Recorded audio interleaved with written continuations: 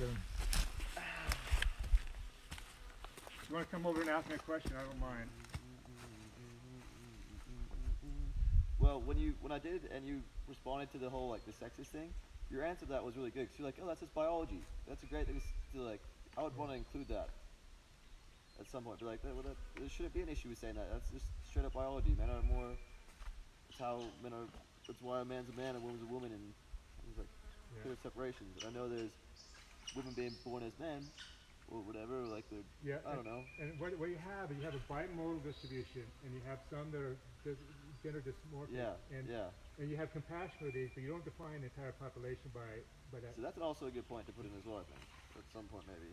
If you bring up the sexist thing with like just saying manly. Holy shit, flies, fuck off. Leave me alone. God, chill out. Whoa, how did I just get full bars? Hey. Hey. I still get cheese. So come check on the phone, make sure we have audio. I think I. Oh, so you know what? The audio would be on your phone for that last one, I believe.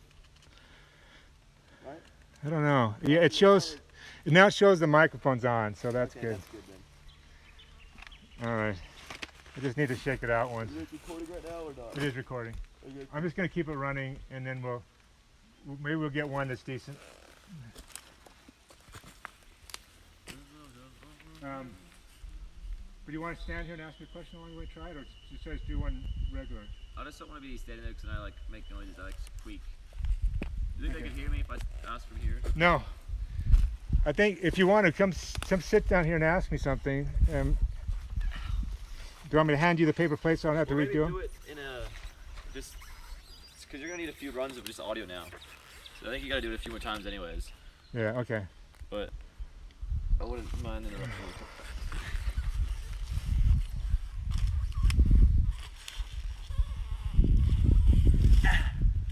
Think they can hear me from there? If we can type it in if there's a question. Yeah, hang on. Pablo. All right, we ready? All right, time for today's campus thought crime. And starting off on the non-controversial stuff.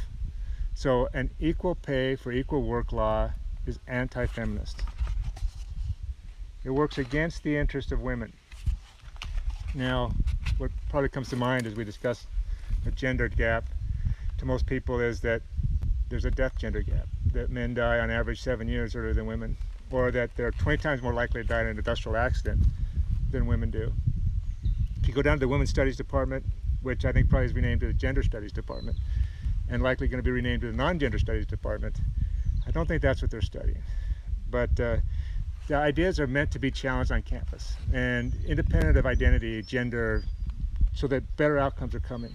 So the purpose of this example is to step outside of the personal aspects of this and just look at it from an abstract standpoint. And I have kind of a bizarre example. And that example is relates to two medicines. One's Lipitor and the other one's the generic alternative for Lipitor. Lipitor is $10 in Australia for that box, and the Avorstatin, the generic alternative, is $5.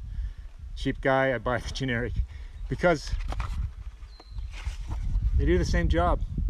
They have the same qualifications. The only difference between those two is the packaging and the labeling. And yet the market's willing to pay more for Lipitor. And that's probably due to brandism. Pfizer, evil corporation somewhere created a perception of a superiority. So we're going to correct that. And we're just going to make a law that you must pay the exact same for these two medicines, given that they are exactly the same in their qualifications. So we know that currently the market is willing to pay more for Lipitor over its alternative. So what happens if we make a law saying you must pay the same? Pick any price. Say $10 in for either one of them. What's the outcome? The outcome is clear that the sales of Lipitor go way up and they surge, and the generic alternative diminish. You've removed, the market no longer pays a penalty for its bias. You removed that penalty. We're not talking about why the bias is there. The fact that it's there means that now it's easier to hire the preferred candidate or the preferred product. And ultimately, this idea should be called the Male Full Employment Act, because what will happen if you remove a bias in that price, more men for the same price will be hired than for women. Now, the bigger that price gap, the more significant that is. And the good news is that price gap is actually very small. The wage gap is small. For the same job in Australia, for the same qualifications, it's 97 cents on the dollar now. In the US, it's 95 cents on the dollar.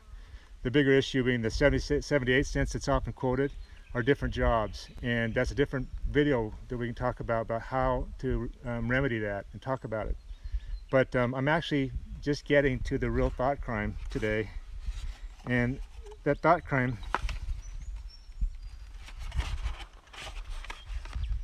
oh, I've got a paper plate for that. I'm just getting to today's thought crime. And that's that you're on campus at a paradoxical time. Never before in the history of humankind have you had more opportunity ahead of you, and you're young. And yet you've never had probably more of a herd mentality and more pathological oppression and victimization narratives being thrown around like crazy. It's like you've been brought on campus to solve the problems of the herd. And this example, as you think about it, trying to solve the problems of the herd makes it worse. And so the purpose, and this is a thought crime, the purpose of being on campus is to begin the process of self-knowledge and self-mastery, and the idea of a pathway towards individuation. And the good news is you're the counterculture. So if your instinct is not to see somebody based on their packaging or their gender or their identification, but to seek to understand them and see them, you're now the new counterculture revolution. And it's time to disrupt those universities. And there's a quote I came across that from Spinoza: "We know and feel we are eternal," which also informs us that we should be in constant awe of what we don't know and approach problems and our situation and projection of who the other person is with a bit of humility, and maybe perhaps approach this epic of time of being on campus as one of optimistic wonder, and not to be afraid of ideas and discussing them and sharing them. And and that's a more promising outcome, more promising future. Don't be defined by a victimization narrative that is being imposed on you by a herd, and step outside of it. A herd morality, victimization narrative is not good for you or the herd. That's today's thought crime. That was well done. Okay, I think that kind of was, I just don't want to do it a whole bunch. Okay, yeah. Do you want to just do one where you ask me questions? I think that one you covered it pretty well. Because the only part I was going to cover a question is just make it really clear with that example that, like, you're saying the generic brand is a woman, is women in today's market. Oh, yeah. And so you did a pretty good job saying that, but people might not understand that you're saying, look, just picture that now picture that box as a woman and a man, I'll put that in a male and a the female. I can put that in the thing to say, Yeah. a woman